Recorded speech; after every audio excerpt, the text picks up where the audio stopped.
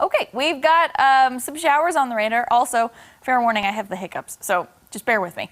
Sarah, they're there. We've got a couple of showers on satellite and radar. Most of these are not making it to the ground. They're very light and scattered in nature. We're about 5 to 15 degrees warmer than we were at this time yesterday, but I do expect us to be colder this afternoon than we were yesterday afternoon. 60 in Springfield, 59 in Camdenton, 55 up in Clinton. I'm sorry, I tried to get rid of them.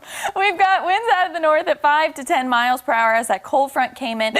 Still seeing gusts anywhere between 15 and 20 miles per hour, but I do expect those to taper off as we head through the rest of the day.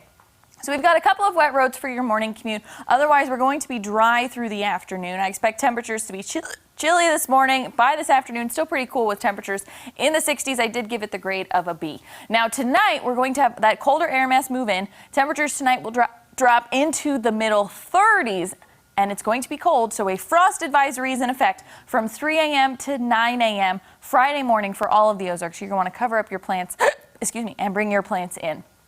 A lot of sunshine this afternoon, clear skies tonight. That will help aid in frost development.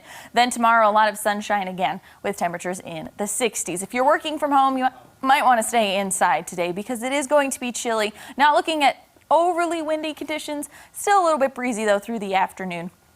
If you're doing anything for this weekend, all of your weekend plans should be good to go, at least for Saturday. We'll have temperatures in the 60s and in the 60s again on Friday. I'm not sure. What'd you say, Jake? What was happening? Oh, go ahead, Joe. I'm going to try and get rid of my hiccups. Get some water. You'll be all right.